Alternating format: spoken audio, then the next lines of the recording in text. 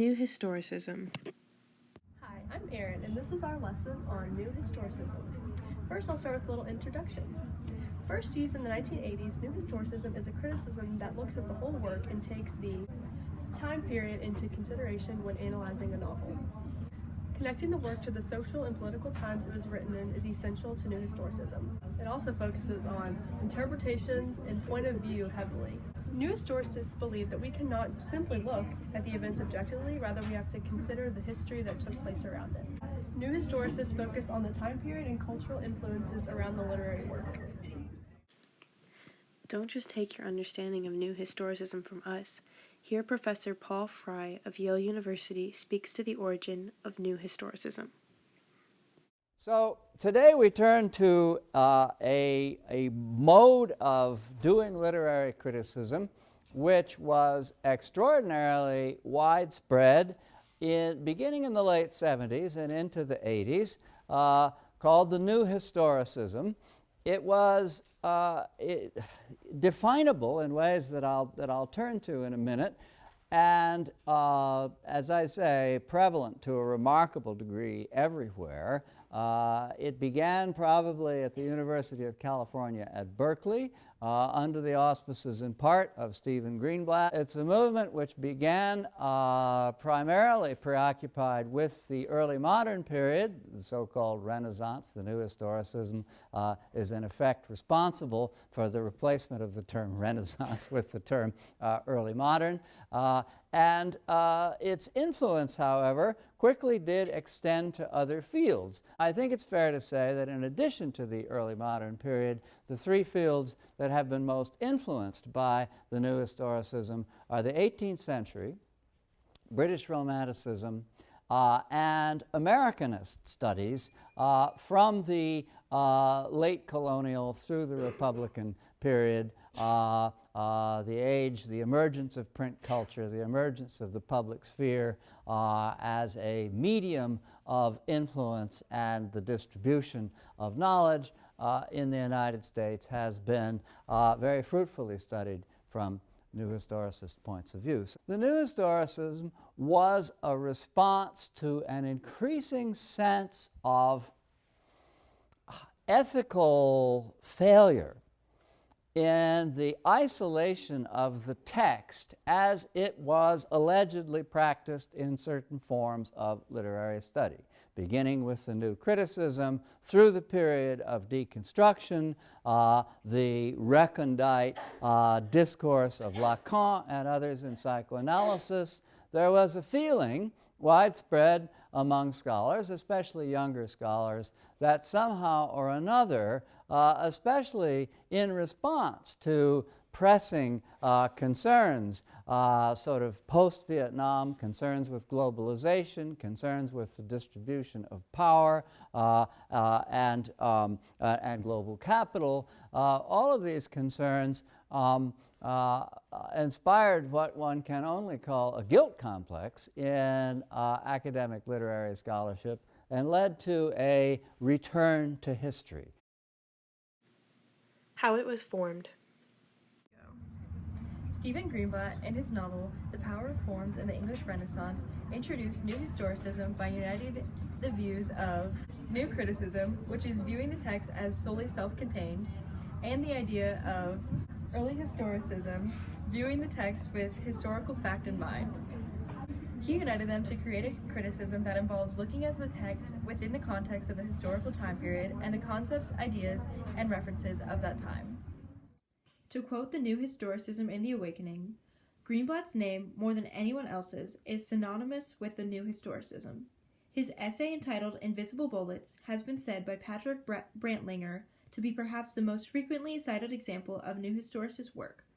An English professor at the University of California, Berkeley, the early academic home of the New Historicism, Greenblatt was a founding editor of Representations, a journal published by the University of California Press that is still considered today to be the mouthpiece of New Historicism. This quote can be found on page 263 of the Awakening book. Additionally, nearly everyone who wrote on the New Historicism during the 1980s cited Michael Foucault. He brought together incidents and phenomena from the areas of inquiry and orders of life that we would normally regard as unconnected. As much as anyone, he encouraged the new historicist critic of literature to redefine boundaries of historical inquiry. He was influenced by people such as Friedrich Nietzsche and Karl Marx. New Historicism and how it relates to the Awakening. In a criticism by Margaret Stang, Stang sees Edna as a quest for self-ownership, which relates to a movement that was going on in the time period it was written. 19th century feminists were searching for female autonomy at this time, which includes the right of wives to refuse marital sex. This allows for the woman, not just the man, to decide when they will have sex and therefore have children. Stang connects Edna to the struggles of women in Chopin's time, to the concepts of sexual rights and voluntary motherhood in Edna's life. Mr. Pontellier's view of Edna as a mother was common of the men of this time, but Edna's resistance to motherhood was a new school of thought in this time. Contrasting Edna with Adele, who dutifully plays the role of the mother woman, Stang views Edna's extramarital activities, her refusal to give herself for her children, and her move from the family home into her own little pigeon house, in the light of her ultimately frustrated desire not to live as a mother woman. In light of her wish to resituate her sexual exchange value in an economy of public circulation. Additionally, contrasting Edna and Adele, women like Adele Ratignolle, represented by their perfectly pale or gloved hands, are signs mainly of their husband's wealth. Adele is a foil to Edna because Edna insists on supporting herself with her own hands, that is, through art and her paintings, and having control of her own property, her inheritance. Edna seeks to come into ownership of a self that is more than mere ornament. Simply stated, she seeks to possess herself. This comes from the New Historicism Criticism of the Awakening on page 268. New Historicism and how it relates to other works such as A Thousand Splendid Suns by Khalid Hosseini. Within the novel, A Thousand Splendid Suns, we must consider the historical time period and the culture in Afghanistan. Women were often not educated and were seen as property for men to take advantage of. The violence toward women in the time period is hard for us to accept through a 21st century lens, but through the lens of New Historicism, the actions of this time period can be better understood. We can see how Khalid Hosseini rebels against societal norms by having Layla and Miriam retaliate against their husband Rashid.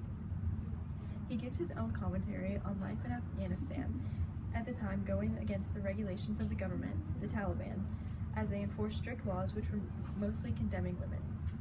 Through the lens of New Historicism, we can see the courage of Hosseini to stand up in support of Afghan women, which could have been overlooked if the book were not seen through the lens of New Historicism.